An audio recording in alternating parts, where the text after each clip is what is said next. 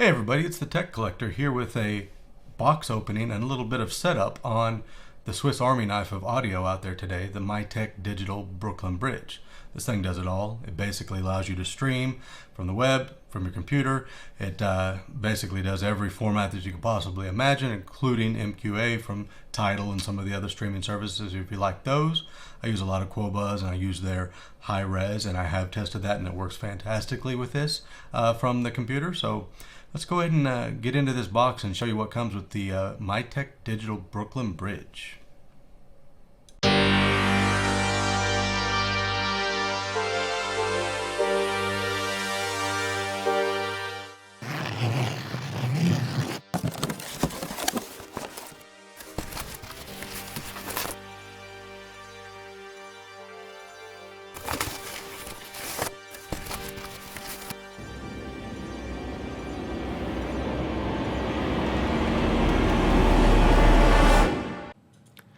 After cutting through the cocoon that Justin at Headamp puts on to protect the box and the actual well-made box from Mytek for the protection of this, as I assume it comes from Poland.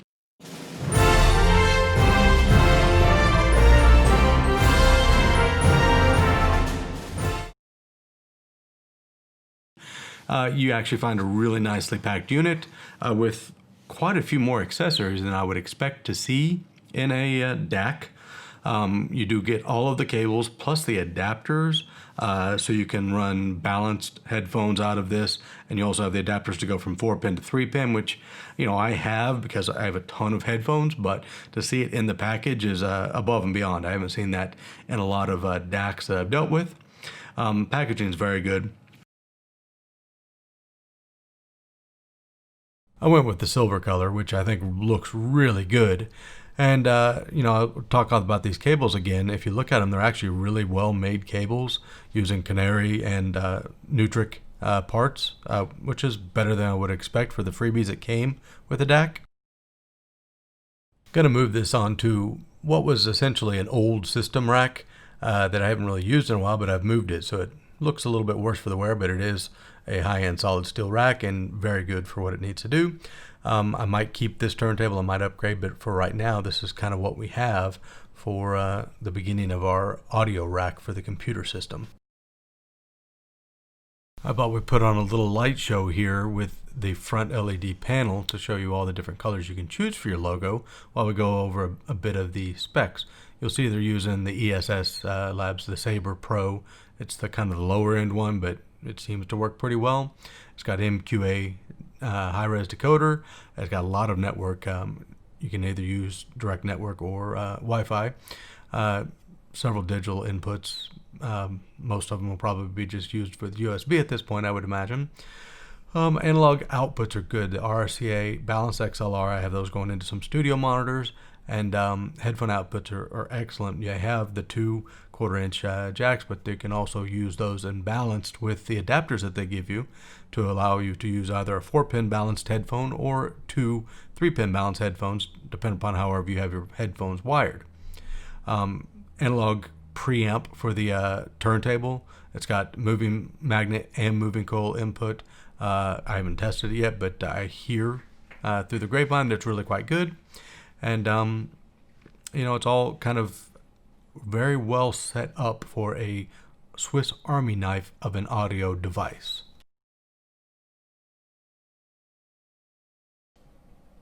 Yes.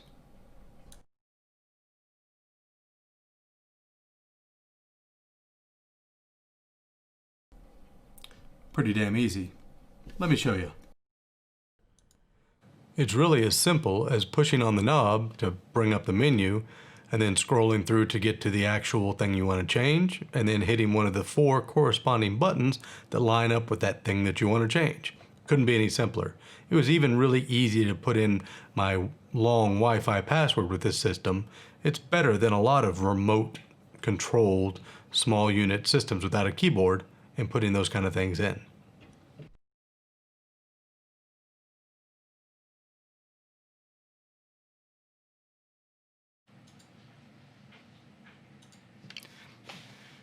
As usual, I start off with my JH Audio contingent when I listen to any new headphone amps, just to see really what the noise floor is, to see how it works with the headphones that I probably listen to more than any other in the house, and just to see how good it sounds with fairly easy to drive headphones in custom IEMs.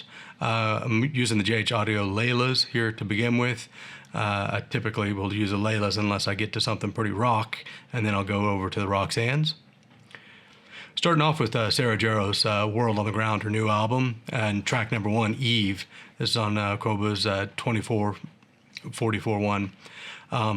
It's a very sparse arrangement that really does well to show that if there's any background grunge, anything like that, and I'm really picking up none of that at pretty high volumes with the Laylas. Probably one of the quieter DACs that I've used when connected to a desktop via USB. I'm going straight USB right now. It starts with a minimal drum kit, Sarah's voice and mandolin. No background noise at moderate to high levels, but dynamics are still abundant. Female vocals might be a strength of this particular one, and the mandolins, I think they always sound good no matter what you're listening to them on. Next up is Bob Dylan, Rough and Rowdy Ways. This is the track Goodbye Jimmy Reed, which is kind of a cool little song. This is 2496 on Qobuz. He sounds really strong on this album. His voice is as good as I've heard it. Sounds a little bit like a Leonard Cohen with a little bit more gravel thrown in. It's actually quite good. And it sounds really good on here with a quiet background. Kind of switch back and forth between 1644 and 2496. I think I have a little bit less background noise on 2496, but it might be a little bit less dynamic in this track. I'm not sure. The next one's an interesting one. We're going to switch over to the Spirit Torino Twin Pulse 1706. I've got 3 different Spirit Torinos in for review for an upcoming video. So I will kind of switch to the big ones here. These are very serious headphones, I guess. They're weigh about 40 pounds and cost about $4,000, but I'm running these on the balanced 4-pin XLR with the adapters that came with the Brooklyn Bridge. Starting off with Led Zeppelin, House of the Holy, the 2012 remaster, with Over the Hills and Far Away, which is a killer guitar song. Starts off very good body for these guitars, and we kind of go into that, a little bit of, when it gets a little bit later, about 2.5 minutes into the song, it starts doing a lot of kind of that, we'll call it the panning. The bass line starts to pan back and forth and forwards and backwards, and these headphones pick it up really well, and the soundstage, the excellent soundstage on the Mytek also does that very well. I mean, it just sounds probably as good as I've heard it through headphones. Next, because I heard such good bass on this one, I went to the GL Audio bass demo on Qobuz and did Lord Royals, which on these headphones with this particular DAC, this is some serious bass, but it really doesn't overpower her voice or the backing vocal or the claps or generated claps, whatever they are that are in the song. It actually sounds really good. It's pretty well balanced, but the bass is serious. Because of the good soundstage, I decided to go ahead and look at one of my soundstage dynamic songs, and that's Altmar Liebert, Up Close, the binaural recordings album, La Luna. And this one is outrageous on this particular system because, the intro, that count in, it's a good 3 feet behind my head and about 4 feet to the right on this particular setup. One of those are the speakers on kind of moments. Body and of the guitar was excellent. You could feel, the guitar, which I always look to do. And then the soundstage was super wide, as would be expected from this album.